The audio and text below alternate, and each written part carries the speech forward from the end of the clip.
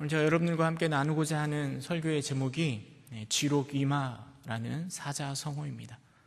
이 지록이마의 뜻이 무엇인가 하면 이렇게 인터넷에서 검색해 보니까요, 윗사람을 농락하여 권세를 제 마음대로 휘두르는 짓, 이것이 바로 지록이마의 뜻이라고 이야기하더라고요.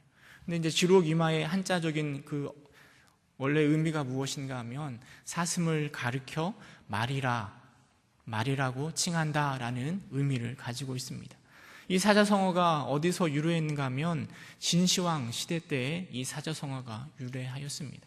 진시황이 죽게 되자 유언으로 환관인 조고라는 사람에게 큰아들 부소에게 편지를 붙이라라고 명령합니다. 그 편지의 내용이 무엇인가 하면 큰아들 부소에게 왕관을 물려주고 그리고 자신의 장사를 치르도록 하는 내용이었습니다. 그런데 이 편지를 봉인하기도 전에 진시황이 죽게 되자 환관인 조고라는 사람은 편지의 내용을 위조하였습니다. 큰아들인 부소가 아닌 호해라는 다른 아들을 왕으로 세우라라는 내용으로 이렇게 편지의 내용을 위조한 것입니다. 그리고 호해라는 사람이 왕이 되었을 때 이 조고라는 사람은 호해의 무능함을 통하여서 크게 출세하였습니다. 이렇게 출세한 조고는 이제는 황제의 자리도 탐하게 되었습니다. 이 황제의 자리를 탐하고자 했는데요, 그런데 많은 신하들이 조고를 따라주지 않았습니다. 그러자 조고는 황제에게 사슴을 선물하였습니다. 사슴을 선물하면서 황제에게 뭐라고 얘기했는가 하면 이것은 사슴이 아니라 말이라라고 이야기하였습니다. 황제가 그 사슴을 보고 말이라고 하니까 다시 그 선물을 준 조고에게 물어봅니다. 아니요, 왜 사슴을 가지고 말이라고 합니까? 라고 물어보자 조고라는 사람이 신하들에게 물어봅니다. 이게 말입니까? 사슴입니까? 어떤 신하들은 사슴이라고 이야기하고요, 어떤 신하들은 말이라라고 이야기하였습니다. 조고는 나중에 암암리에 사슴을 사슴이라고 이야기한 신하들을 모두 처형했다라고 이야기합니다. 여기서부터 유래한 게 바로 지록위마입니다.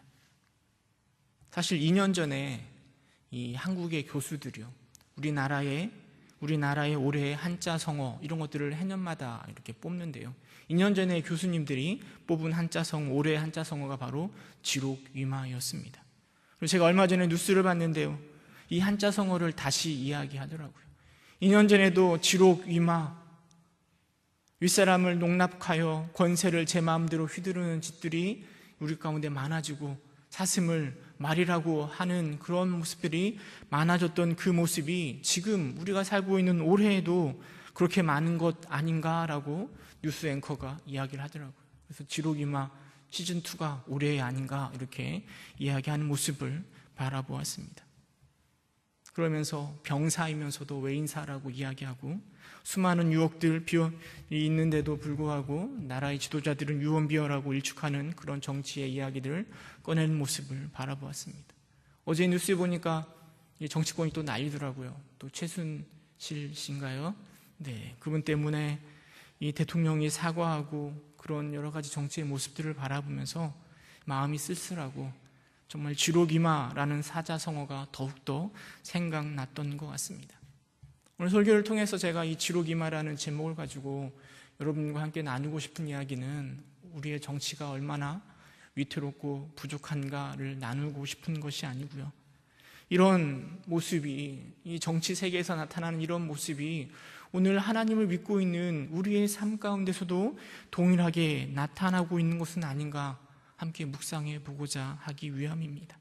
하나님을 섬기는 우리들이 혹시 세상 가운데에서 권력이나 탐욕 앞에서 적당히 사슴이라 하지 않고 말이라고 속이면서 적당히 신앙생활하고 있는 것은 아닌지 우리의 모습을 점검해 보고자 합니다. 특별히 출애굽한 이스라엘 백성들이 하나님 앞에 원망하는 모습들을 바라보면서 왜 그렇게 하나님으로 인정하지 못하고 원망하고 있는지 교훈을 삼고 또 함께 우리의 신앙을 점검해 보고자 합니다. 여러분, 출애굽기에 나오는 가장 대표적인 사슴을 말이라고 하는 사람, 아니 하나님이라고 인정하지 못하는 사람이 누군가 하면 바로 왕입니다. 애굽의 왕이었던 바로 왕은 모세를 통하여 이스라엘 백성들을 내보내줄 것을 요구받았습니다. 그러나 바로 왕은 그 요구를 거절합니다. 왜냐하면 수백 년 동안 종으로 부리고 있었던 이스라엘 백성들을 놓아주는 건 쉽지 않은 결정입니다. 자신들이 누리고 있는 그 귀한 노동력들을 그냥 포기하는 것은, 또 바로가 그 나라의 왕이고 신처럼 이게 대우를 받고 있는데 그런 모세라는 사람의 요구 앞에 자신의 의지를 꺾는다라는 것은 용납할 수가 없었습니다. 그래서 끝까지 절대 이스라엘을 놓아주지 않으려고 하였습니다.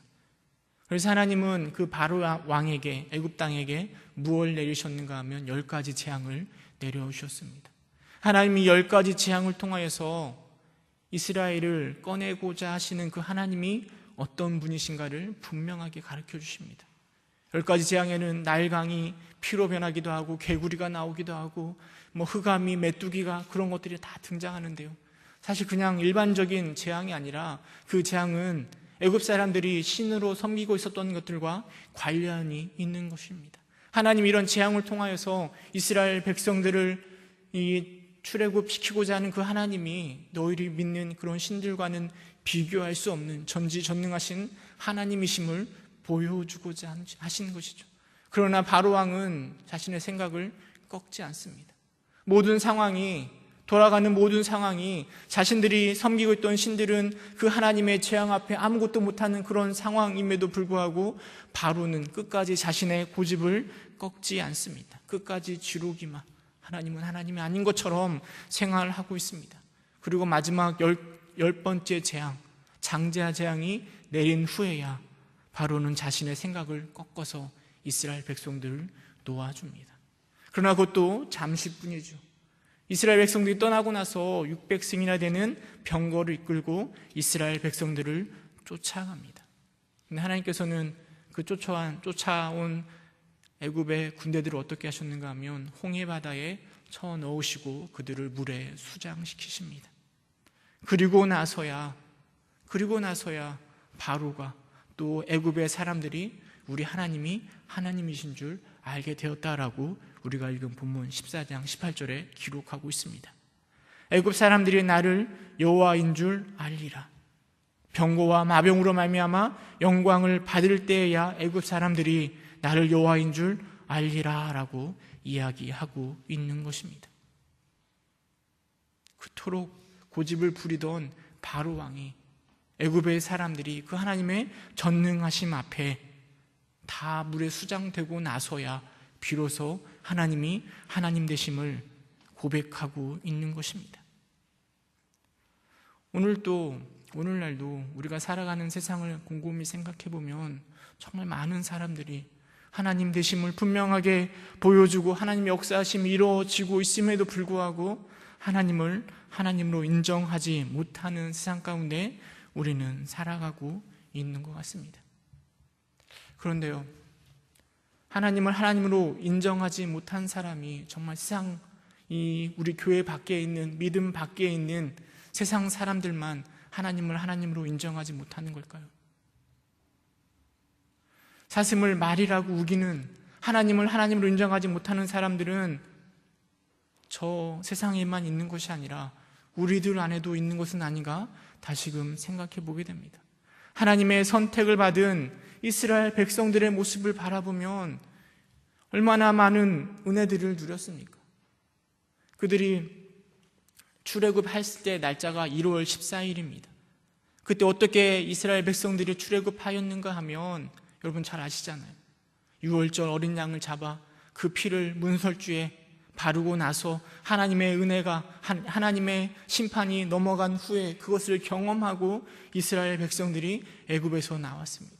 그리고 저 시내산으로 가는 기간이 3개월 걸렸습니다. 3개월 동안 이 이스라엘 백성들은 수도 없이 많은 하나님의 은혜를 경험하였습니다. 홍해가 갈라지는 모습을, 하늘에서 내리는 만나를 맛보았고요, 반석에서 쏟아져 나오는 물을 맛본 사람들이 바로 이스라엘 백성들입니다. 그런데 그 이스라엘 백성들의 모습을 곰곰이 생각해 보면요, 13장에서 18장까지 기록되어 있는데 그 안에 기록되어 있는 이스라엘 백성들의 모습은 무엇인가 하면 하나님 앞에 끊임없이 원망하는 모습이 기록되어 있습니다. 하나님의 은혜가 차고 넘치도록 임하고 있음에도 불구하고 이스라엘 백성들은 끊임없이 하나님 앞에 원망하고 있고, 하나님은 그 원망하는 이스라엘 백성들을 끊임없이 달래주며 시내산으로 이끌어가는 모습을 성경은 기록하고 있습니다. 저는 본문을 읽으면서요, 이스라엘 백성들이 그 누렸던 그 기적들, 그 중에 한 가지만 내가 누릴 수 있다면 정말 평생을 하나님을 헌신할 수 있을 것 같다라는 생각이 들 정도인 것 같습니다.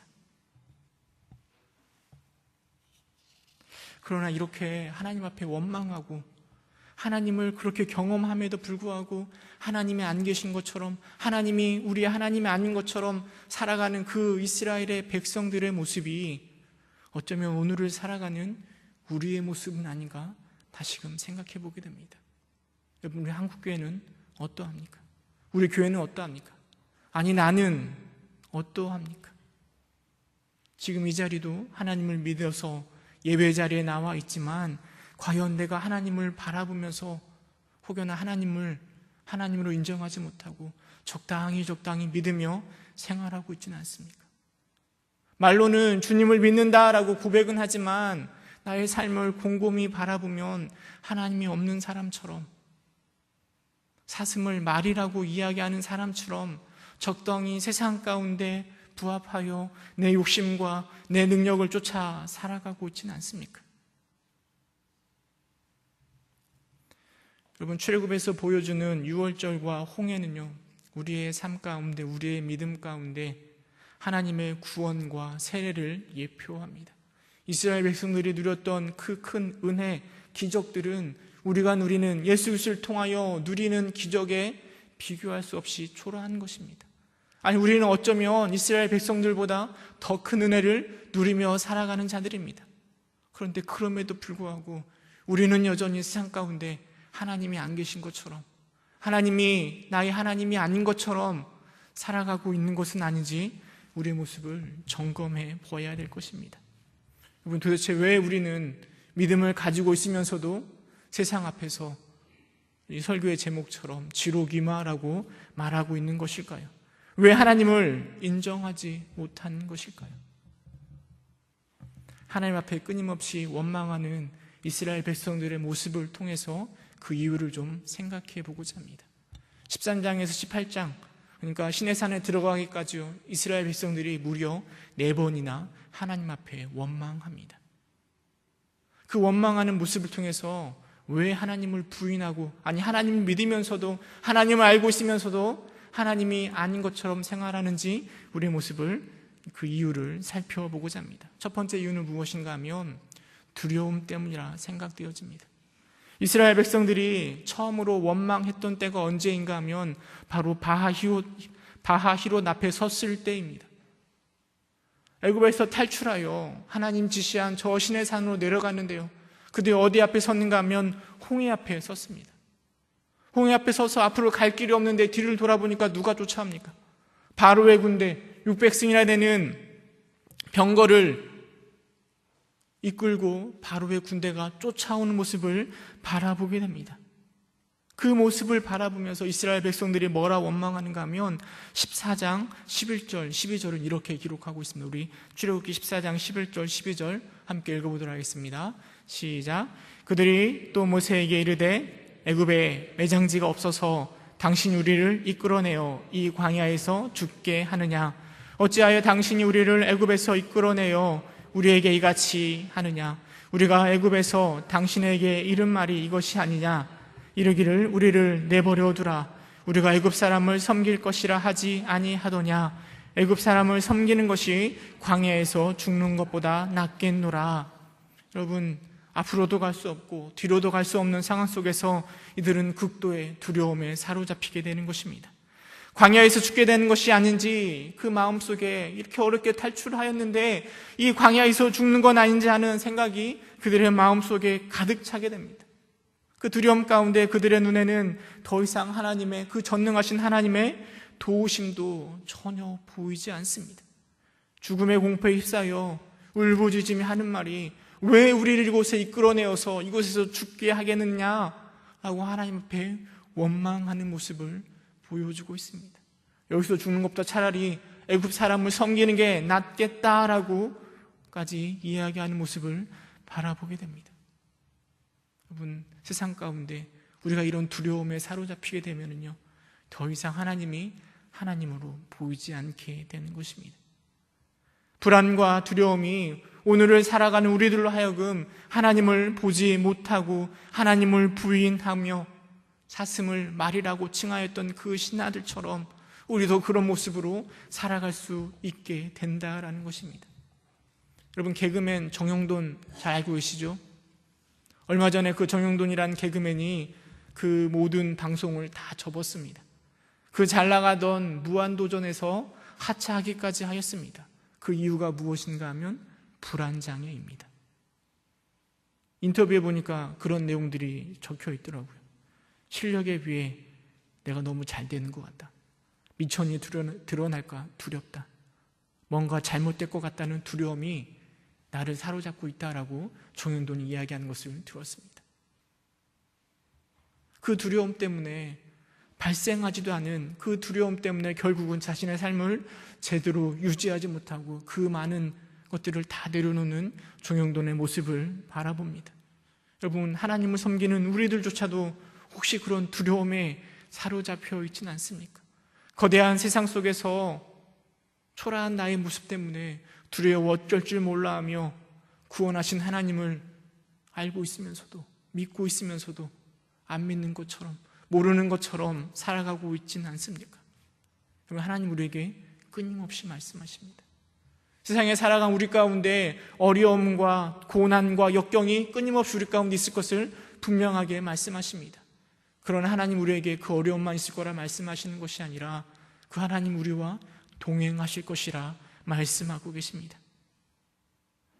예수님 이 땅에 오시면서 임마누엘의 하나님이 되어주심을 분명하게 보여주셨습니다.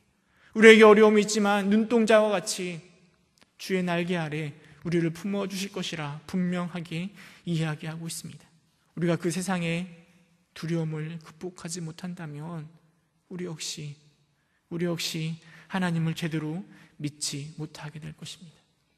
홍해 앞에서 하나님 앞에 원망하는 이스라엘 백성들을 향하여 하나님이 어떤 기적을 일으키셨는지 여러분 잘 알고 계시죠? 그 뒤에 쫓아오던 군대를 홍해 바다에 쳐넣으셨습니다. 그 앞을 가로막고 있었던 홍해를, 그 길을 여시고 마른 땅을 걸어 홍해를 건너게 하신 분이 우리 하나님이십니다. 우리 하나님이 그 강하신 팔로 우리를 인도하기에 우리는 세상 가운데 두려움으로 살아가는 것이 아니라 세상 가운데 하나님을 소망함으로 살아가는 것입니다. 홍해 앞에 두려움에 사로잡힌 백성들 향해 모세가 뭐라고 말씀한지 아십니까? 이 출애굽기 14장 13절에 보면 그 말씀이 기록되어 있습니다. 우리 출애굽기 14장 13절 함께 읽도록 하겠습니다. 시작.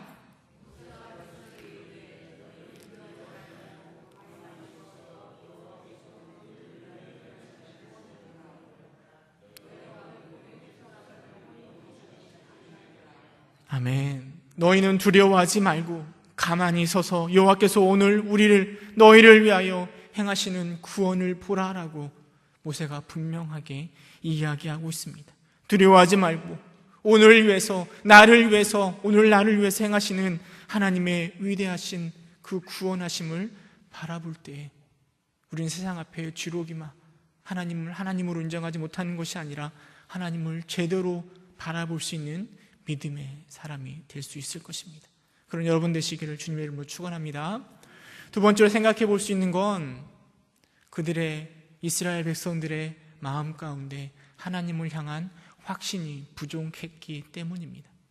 두 번째, 이스라엘 백성들의 원망이 어디에서 발생하는가 하면 홍해를 건너고 수르 광야에 들어왔을 때 그 원망의 목소리가 나타납니다. 수르 광야에서 그들은 물을 찾으려 했지만 물을 얻지 못하겠습니다. 3일 동안 물을 찾아 헤맸지만 그들은 물을 전혀 찾지 못했습니다. 광야에서 물이 없다라는 것은 굉장히 힘든 상황이 되었을 것입니다. 그리고 마라라는 곳에 도착하였습니다. 근데 마라라는 곳에 도착하여서 물을 발견했는데요. 그런데 그 물은 써서 마실 수가 없는 물입니다. 그 물을 발견한 이스라엘 백성들이 하나님 앞에 원망합니다. 왜일까요? 왜 하나님 앞에 원망할까요? 좀 전에, 며칠 전에 홍해를 가르시는 하나님을 맛보았음에도 불구하고, 저 애굽에서 10가지 재앙을 통하여 건져내 주신 하나님을 맛보았음에도 불구하고 이스라엘 백성들은 여전히 그 하나님을 확신하지 못하는 겁니다. 이 어려운 상황 가운데 그 물을 충분히 주실 수 있으실 만한 하나님이시라는 사실을 확신하지 못하는 것입니다. 그리고 3일 만에 겨우 찾은 물이 마실 수 없는 물이라는 사실을 알았을 때 그들은 하나님 앞에 원망하는 것입니다. 치료의 하나님, 여호와 라파의 하나님, 그 하나님을 기억하지 못하였을 때 우리 역시 세상 가운데 하나님을 제대로 바라보지 못하게 되는 것입니다. 여러분, 우리가 보험에 가입하는 이유가 무엇입니까? 미래에 나타날 수 있는 여러 가지 상황들을 대비해서 준비하는 것 아니겠습니까? 만약에 우리가 확신하기를 우리에게는 이런 사건이 일어나지 않고 우리가 늘 건강하고 평안하게 살아간다면 어떤 사람이 보험에 가입하겠습니까? 여러분, 하나님을 확신하는 사람은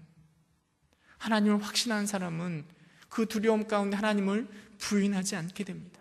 그러나 하나님을 확신하지 못하기 때문에 자꾸만 다른 생각들을 마음에 품게 되는 것입니다. 혹여나 하나님이 도와주시지 않더라도 얼마든지 잘 살아갈 수 있을 만큼만 하나님 앞에 헌신하게 된다니까요. 많은 사람들이 하나님을 믿는다라고 고백은 하지만 하나님 앞에 전적으로 헌신하지 않습니다. 적당히 하나님 이 땅에 없어도 안 계셔도 얼마든지 살아갈 수 있을 만큼만 헌신하는 이유가 바로 하나님을 확신하지 못하기 때문입니다. 여러분, 우리 안에 그런 하나님을 향한 확신이 없을 때 여러분, 우리는 하나님을 제대로 섬기지도 하나님을 제대로 바라보지도 못할 것입니다. 출애굽기 15장 26절에 보면 그렇게 물이 없어 원망한 이스라엘 백성들을 향하여 이렇게 이야기합니다. 내 모든 규례를 지키면 내가 애굽 사람에게 내린 모든 질병 중 하나도 너에게 내리지 아니하리니 나는 너희를 치료하는 여호와임이라 라고 모세를 통하여 이스라엘 백성들에게, 확신하지 못하는 이스라엘 백성들에게 선포하고 있는 것입니다. 여러분, 스스로 곰곰이 생각해 보시기 바랍니다. 여러분은 정말 천국에 들어갈 것을 확신하고 계십니까? 하나님의 전능하심을 확신하고 계십니까? 여러분의 구원을 확신하고 계십니까? 아니면 그냥 습관처럼 이 자리에 앉아 있는 건 아닙니까? 마음속에 긴가 민가 하는 마음 가운데 그냥 이 자리만 차지하고 있지는 않습니까? 여러분, 솔직히 목사인 저도 확신이 사라질 때가 있습니다. 정영돈이 말하는 것처럼 저도 그렇습니다. 저도 잘난 게 아무것도 없고요, 인격이 나오는 것도 없습니다. 믿음이 그렇게 좋아 보이지도 않습니다. 그런데 제가 목사입니다. 그러나 여러분, 우리가 확신하는 건 내 모습을 가지고 확신하는 것이 아니라 전능하신 치료의 하나님, 여호와 라파의 하나님을 신뢰하기 때문에 이 길을 걸어가는 것 아니겠습니까? 세상 가운데 우리가 하나님을 제대로 바라볼 수 있는 건 여러분, 하나님을 향한 그 확신, 모든 상황 속에서도 나를 지켜주시고 나를 치료하실 그 하나님을 확신할 수 있는 여러분 되시기를 또한 소망합니다.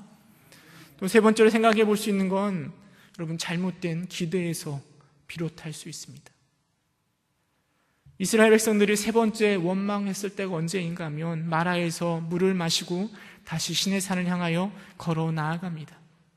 그런데 이스라엘 백성들의 입술에 다시 원망의 모습이 나타납니다. 출애굽기 16장 3절에 보면 그 원망의 모습이 나타나는데요, 우리 함께 읽어보도록 하겠습니다.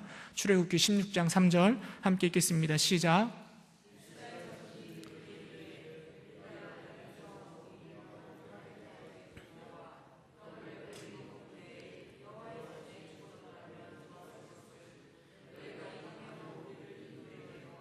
이 온 회중이 줄여주게 하는도다. 이스라엘 백성들의 원망의 내용이 무엇인가 하면 여러분, 그 이스라엘 백성들이 길을 걸어가다가요 점점점 배가 고파졌던 것 같습니다. 물론 애굽에서 나올 때 많은 것들을 가지고 나왔지만 벌써 한 달 이상 걸어온 그들에게 먹을 것이 떨어졌던 것 같습니다.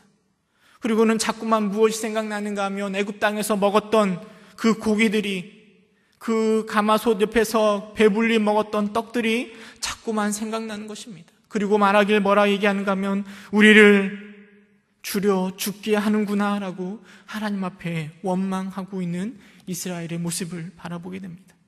여러분, 하나님께서 이스라엘을 애굽에서 탈출시킨 이유가 무엇이었을까요? 단순히 배불리 먹게 하기 위해서 이스라엘 백성들을 저 땅 애굽에서 탈출시키셨을까요? 하나님의 목적은, 만약에 하나님의 목적이 그들을 배불리 먹이는 게 목적이었다면 하나님은 그들을 힘들게 애굽에서 탈출시키시지도 않았을 것입니다. 하나님은 애굽에서 종노릇하여 억압받고 있는 그들을 불쌍히 여기시고 그들을 저 가나안 땅으로 불러내어 하나님의 거룩한 백성을 만들고자 그들을 애굽에서 나오게 하시는 것입니다.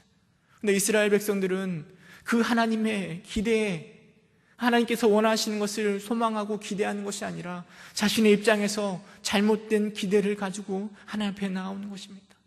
배가 불러지고 있고, 내 배가 늘 든든하고 내 삶이 편안하고 모든 것이 만족스러울 잘못된 기대를 가지고 하나님 앞에 나오기 때문에 그것들이 채워지지 않을 때, 내 잘못된 기대가 채워지지 않을 때 하나님 앞에 원망하며 하나님을 부인하고 있는 것입니다. 요즘에 세례교육을 제가 시키고 있는데요, 그 교육에 보면 이런 질문이 있더라고요. 하나님께서 우리를 선택하신 목적이 무엇입니까? 이렇게 질문합니다. 여러분, 하나님께서 우리를 선택하신 목적이 무엇일까요? 부자가 되게 하려고요? 건강하게 하려고요? 출세하고 자녀들이 성공하게 하려고 하나님이 우리를 부르신 게 아닙니다. 그 정답을 보니까 이렇게 기록되어 있더라고요. 하나님 앞에서 거룩하고 흠이 없게 하시고 그 기쁘신 뜻대로 자기의 자녀를 삼으시며 그 은혜의 영광을 찬미하고 선전하게 하려고 우리를 선택하셨다라고 기록하고 있습니다. 그런데 이스라엘 백성들은 그 먹을 것 때문에 하나님 앞에 원망하며 불평합니다. 이 어리석은 이스라엘 백성들이 기대하는 것처럼 우리도 그렇게 어리석은 것들을 하나님 앞에 기대하며 하나님이 없는 것처럼 우리가 생활해 나아가고 있는 것은 아닙니까? 하나님의 시선으로, 하나님의 마음으로 우리의 삶을 볼 수 있는 여러분 되시기를 소망합니다. 하나님이 원하시는 그 자리에 나의 마음이, 우리의 마음이 동일하게 전달되어 우리가 기대하는 것도 하나님과 동일한 것을 기대할 때 우리는 분명하게 하나님을 바라볼 수 있게 될 것입니다. 마지막으로 생각해 볼 수 있는 건 이스라엘 백성들이 기억 상실증에 걸린 건 아닌가 생각해 보게 됩니다. 네 번째 원망의 모습이 언제 나오는가 하면 저 르비딤에 이르렀을 때 네 번째 원망의 모습이 등장합니다. 그 원망의 이유가 무엇인가 하면 물 때문에 하나님 앞에 또다시 원망합니다. 이미 하나님께서 물이 없을 때 그 쓴물을 단물로 만들어서 물을 채워주시는 하나님을 경험했음에도 불구하고 이스라엘 백성들은 또다시 물이 없게 되자 르비딤에서 하나님 앞에 원망합니다. 17장 2절에 가면 모세와 다투었다라고 이렇게 성경은 기록하고 있습니다. 이스라엘 백성들이 머리가 나쁜 건지 모르겠지만 이 하나님의 은혜를 금방금방 까먹고 현실의 어려움 앞에서 하나님 앞에 원망하는 모습을 바라보게 됩니다. 그런데요, 17장 2절에 보면 뭐라 하나님 이 모세와 다투는가 하면 우리에게 물을 주어 마시게 하라라고 다투고 있습니다. 여러분, 이스라엘 백성들이요, 우리 하나님이 나에게 물을 줄 수 있다라는 사실까지 잊어버린 게 아닙니다. 물을 주실 수 있는 하나님이심을 알고 있습니다. 그런 능력을 가신 하나님이 왜 우리에게 물을 주지 않느냐라고 화를 내고 있는 것입니다. 이스라엘 백성들이 다 잊어버린 게 아니라 무엇만 기억하고 있는가 하면 나에게 편했던 것, 내게 좋았던 것만 기억하고 왜 그것이 내게 임하였는지, 왜 하나님이 이런 일들을 허락하시는지 그런 것들은 다 까먹고 그것만 기억하며 하나님과 원망하며 싸우는 모습을 성경이 기록하고 있습니다. 화장실에 들어갈 때 마음과 나갈 때 마음이 다른 것처럼 우리의 신앙도 그런 신앙이 되어버리진 않았습니까?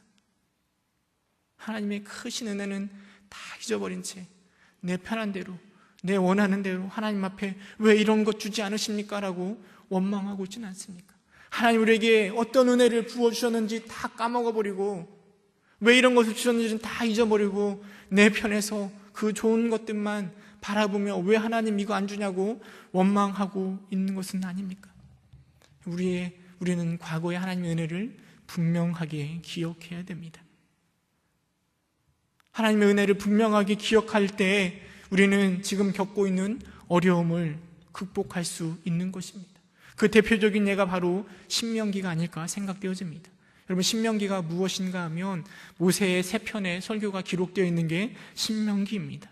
신명기의 주된 내용이 무엇인가 하면 하나님을 기억하라라는 것이죠. 저 애굽에서 인도해내신 하나님, 홍해를 가르시는 하나님, 우리에게 만나를 주신 그 하나님을 기억하라. 그 하나님을 기억하고 저 가나안 땅에 들어가거든 그 하나님만 섬기며 바라보며 하나님 앞에 살아가라라고 쓴 게 바로 신명기입니다. 내가 원하는 것만, 내가 필요한 것만 기억할 것이 아니라 하나님이 내게 부어주신 그 은혜, 하나님께서 내게 더하여주신 그 은혜를 기억하라라고 말하고 있습니다. 17장 7절에 보면 이렇게 이야기합니다. 우리 17장 7절 말씀 함께 읽어보도록 하겠습니다. 17장 7절 시작. 그가 그곳 이름을 마사 또는 무리바라 불렀으니 이는 이스라엘 자손이 다투었으며 또는 그들이 여호와를 시험하여 이르기를 여호와께서 우리 중에 계신가 안 계신가 하였음이더라. 여러분, 그들이 하나님을 어떻게 했다고요? 시험하였다고요. 여호와께서 우리 중에 계신가 안 계신가 다투고 있다고요. 그들의 생각 속에 하나님이 우리를 얼마나 동행하시며 이끄셨는가 그런 것들은 다 까먹어버리고 그냥 물을 안 주시는 것 그거 한 가지만 바라보면서 하나님 왜 우리에게 물을 안 주십니까? 라고 하나님을 시험하고 있습니다. 왜 하나님 우리와 함께 하시지 않으십니까? 라고 하나님을 시험하고 있습니다. 망각과 자기 자신만 바라보는 이기심 때문에 그들은 제대로 하나님을 바라보고 있지 못하고 있습니다. 우리도 분명하게 기억해야 됩니다. 갈라진 홍해, 만나와 메추라기, 반석에서 쏟아지는 물줄기, 이런 것들 기억해야 됩니다. 뿐만 아니라 이런 것들을 허락해 주신 하나님의 마음까지도 우리는 기억해야 됩니다. 우리가 분명하게 그 하나님을 기억할 때 우리는 하나님을 바라보면서 아, 우리 하나님이시구나라고 분명하게 고백할 수 있는 것입니다. 말씀을 맺도록 하겠습니다. 이스라엘 백성들의 네 번의 원망의 모습은 오늘을 살아가는 우리의 모습을 단적으로 보여줍니다. 지록이마, 사슴을 말이라라고 고백하는 신앙인, 고백하는 사람들은 하나님을 하나님이 아니라고 고백하는 사람들은 하나님을 거부하는 자가 아니라 하나님을 믿는 우리들의 문제임을 우리는 기억해야 됩니다. 오늘날도 수많은 사람들은 이스라엘 백성들과 동일한 이유로 두려움 가운데, 확신이 부족하고 잘못된 기대 가운데 망각 속에서 여전히 하나님을 모른 채 살아가고 있는 것입니다. 우리의 모습이 그런 모습은 아닌지 우리의 삶을 점검해야 됩니다. 나는 정말 살아계신 하나님 앞에서 살아가고 있는가?